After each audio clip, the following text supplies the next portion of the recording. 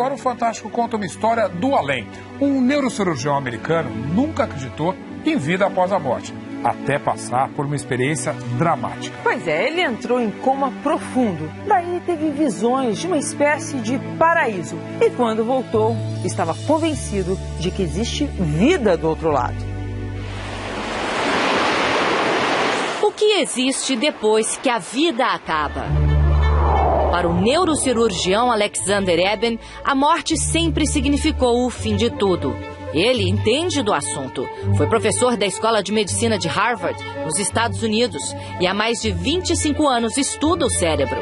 Sempre tinha uma explicação científica para os relatos dos pacientes que voltavam do coma com histórias de jornadas fora do corpo para lugares desconhecidos. Até que ele próprio vivenciou uma delas. E agora afirma: existe vida após a morte.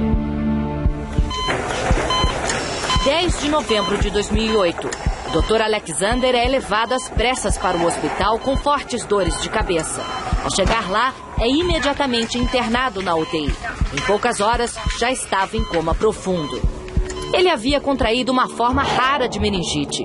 Quando o Dr. Alexander entrou no hospital, os médicos disseram à família que a possibilidade dele sobreviver seria muito baixa. Ele ficou em coma profundo por 7 dias. E foi durante esse período que o Dr. Alexander afirma ter tido a experiência mais fantástica que um ser humano pode ter. Na jornada que eu tive não existia corpo, apenas a minha consciência, diz o médico. Meu cérebro não funcionava.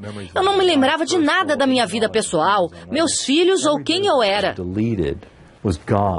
Ele escreveu um livro para relatar a sua experiência de quase morte e conta que primeiro foi levado para um ambiente escuro, lamacento.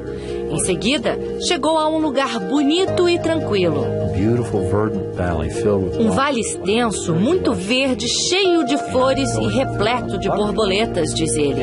Ali também estava um espírito lindo, uma mulher com uma roupa simples e com asas. Ela me disse: você vai ser amado para sempre. Não há nada a temer. Nós vamos cuidar de você. Pergunto ao Dr. Alexander se ele viu Deus. Ele disse que sim. Deus estava em tudo ao meu redor. Ele estava lá o tempo todo. Esse pesquisador da Universidade Federal de Juiz de Fora participa do maior estudo mundial já feito sobre as experiências de quase morte.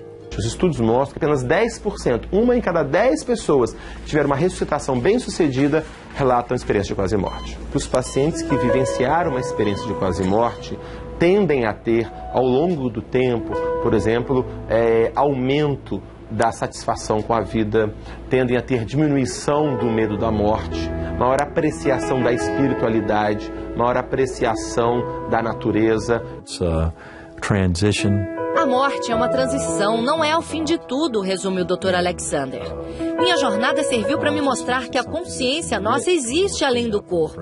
E ela é muito mais rica fora dele. Isso pode significar que a nossa alma, nosso espírito, seria eterno. No Brasil existem pacientes como o Dr. Alexander. Outro caso aconteceu com a mãe de Vera Tabak, que passou 3 meses em coma. Ela voltou contando uma história incrível. Ela confessou que tinha estado nesse período de coma, ela se viu como se fosse um quarto de hospital, sempre numa cama, com várias pessoas em volta, de branco, e ela disse que ela tinha feito um acordo, que eles tinham dado mais 20 anos para ela, que ela ia conseguir criar os filhos e depois ela ia embora. E a gente achou aquilo uma história, né? Mas realmente aconteceu. Foi 17 de outubro de 74, quando ela foi para a UTI. E voltou depois de um tempo. Quando passou 20 anos, em 94, em abril ela começou a se sentir mal. 5 horas da manhã, 18 de outubro de 94, ela morreu. Porque ela sempre dizia que na vida só não tinha jeito para a morte, né? E depois que ela voltou, ela disse que até para a morte tinha jeito. O Dr. Alexander diz que por 2 anos tentou achar uma explicação científica para o que aconteceu com ele e com outros pacientes. Queria saber se tudo podia ser uma ilusão produzida de alguma maneira pelo cérebro. E cheguei à conclusão de que não há como explicar. Não foi alucinação, não foi sonho. Mas nem todos concordam. O professor de neurociências da Universidade de Colômbia, Jim Mobbs, diz que é difícil acreditar num desligamento completo do cérebro e que mesmo no caso do Dr. Alexander, outras áreas do cérebro podem ter permanecido ativas, provocando as sensações que ele descreve. The brain's very good at making up reality. O nosso cérebro é muito bom em transformar a realidade. Num acidente, como um trauma na cabeça, os caminhos do cérebro podem ser danificados, mas é possível que ele encontre outras maneiras de identificar os sinais que vêm de fora e criar uma nova experiência, como a da quase morte, por exemplo. Analgésicos fortes e a baixa oxigenação do cérebro durante estados de coma podem explicar que luzes e sons estranhos sejam percebidos pela mente.